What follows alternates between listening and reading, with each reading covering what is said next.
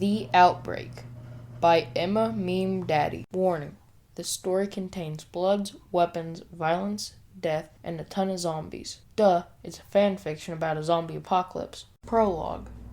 You're a 20-year-old woman who had a job as a police officer, or at least you were training to be a police officer. You were in a college to become an officer around the time of the outbreak. After doing a bit of work in medical school, running after the outbreak caused you to leave your friends and family behind.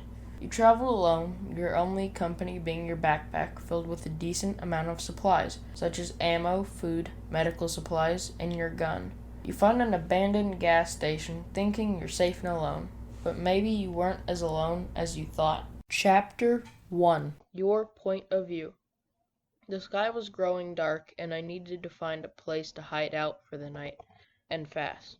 I saw a few of those things walking near the road I was traveling on earlier, and I didn't want to take any more chances. This whole thing was just so crazy.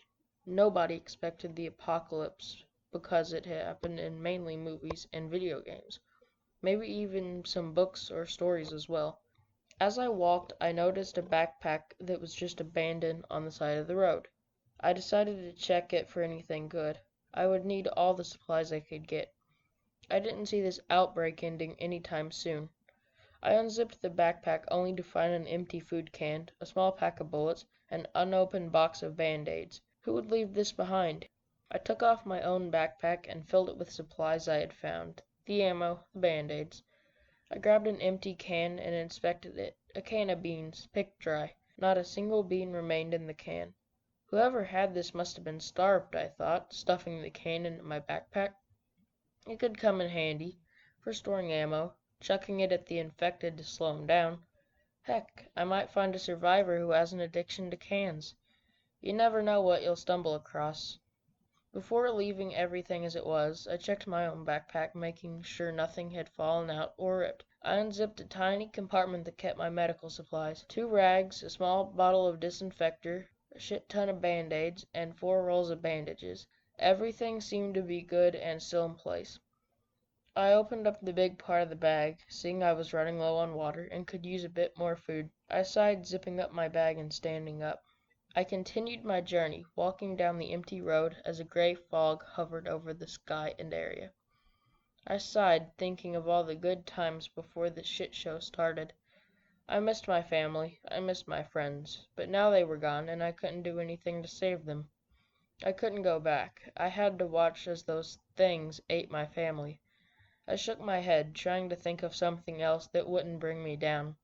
I couldn't let my sympathy get the most of me. Just then, I saw something through the fog. Not a zombie, not a survivor, but something that gave me hope. A light. I walked faster, seeing the sky was only getting darker. This light source, whatever it was, could save my life. I tried keeping quiet, making sure I wasn't smacking my feet on the ground or stepping on anything. Those undead creatures, zombies, walkers, whatever you call them, could be near. As I got closer and closer, I saw where the light was coming from. A gas station sign. I've hit the jackpot. All survivors wished for a place to hide out for the night. That may still hold supplies. I began running as quietly as I could, trying not to attract any of those walkers that could be nearby. I finally arrived at the gas station, inspecting it to make sure it was safe. The glass on one of the doors was almost completely shattered on the half above the handle, and the bottom wasn't shattered at all. The other door only had a few cracks, nothing too major. I grabbed the handle and pulled, making the door come open almost instantly. I walked in, closing the door behind me. I inspected the inside. Dark crimson stains covered the floor, as there were already a few dead walkers inside. One had a knife impaled right through its skull, which I gladly took for a melee weapon. I got to work, looking behind the counter first. Money wouldn't be useful in this situation, but some gas stations usually hold weapons behind the counter in case of a robbery. Just as I had thought, the gun behind the counter was missing, but there were still some bullets left, which I gladly took. After finding nothing else useful behind the counter, I began walking towards the shelves to look for food or medical supplies. There were racks of different stuff, like a single frying pan, newspapers from the week before the outbreak, and other stuff like that. I shook my head, knowing that I wouldn't need any of that stuff, and headed towards the shelves again. Surprisingly enough, there was still some food on the shelves and water in the little fridge cooler in the back. That was turned off due to the power loss. I took all the water I could hold in my bag and grabbed the food that would last the longest. I checked another aisle, seeing that not much medicine or bandages remained, but I grabbed what I could. Another pack of band-aids that had little cartoon designs all over them, 2 more bandage wraps, and the only non-expired medicine was a tiny bottle of Tylenol. I'm not complaining, at least it's something. I noticed a small door in the back, presumed to be the manager's office. Usually shut doors were never a good thing, but I decided to take a risk. I grabbed my new knife and put my hand on the doorknob. I took a deep breath, quickly opening the door, and quickly holding my knife in front of me. There was nothing in the room, nothing alive at least. I moved the door out of my way, only to see a woman, maybe in her 30s, with dried blood that had poured down her forehead. I looked away, taking another deep breath to keep calm, my knife still in my hand. I cursed under my breath, looking back. This poor woman wasn't attacked by zombies, but she was shot straight through the forehead. Damn. Poor woman. At least it wasn't another survivor who did it, because the empty gun that caused the wound was still in her hand. I shook my head and began to look through the room, opening desk drawers and looking under desks. Only good things I found was a jacket that was a bit big on me, but would come in handy during cold nights. I looked out a window, seeing that it was pitch black outside. Well, at least I'm not in the open. I walked out of the office, noticing a little rack near the back that held a few blankets, and another that had a little travel pillow on it. How convenient. I grabbed 2 blankets and the pillow and headed back into the office, closing the door behind me. I took one of the blankets and walked over to the lady, putting the blanket over her. I couldn't sleep with her lifeless body just staring at me.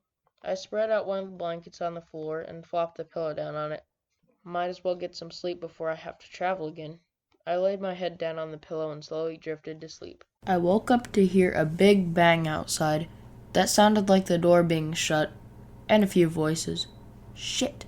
Even though they might be survivors, I don't know if they're the nice kind. I kept my knife close to me and opened the door slightly, seeing nothing yet, but still hearing voices. There's nothing good here. We need to find something at least. All the fucking medicine is expired, I heard one of the voices yell quietly. Calm down, we haven't even checked everything yet. There's still hope, the other voice replied to the first one. They both sounded to be men, and they seemed to only be focused on medical supplies. Were one of them sick, hurt maybe? You continue to look up here. I'm gonna search around the back, the second voice said as I heard footsteps approaching. I quickly and silently shut the door, cursing in my head. I had to get out of here. If they found that I had supplies, they could kill me. I looked at the window and rushed over to it, trying to open it, but it wouldn't budge. I began to panic, knowing that if I broke the window, I would alert the survivors in the other room. And any undead. I began to panic, knowing that if I broke the window, I would alert the survivors in the other room and any undeads nearby. I felt nauseous. I didn't want to die, not yet anyway. It was only a week into the outbreak. I needed to be stronger than this. Hey, Mason, there's a door back here. Maybe there's more stuff inside, I heard directly outside the door. As soon as the door opened, I booked it past the guy who opened the door, who shouted, "Whoa," as I ran by. I thought I would make it out of there. I would just run and never look back. But to my surprise, I didn't make it far, because something had a firm grip on my shoulder.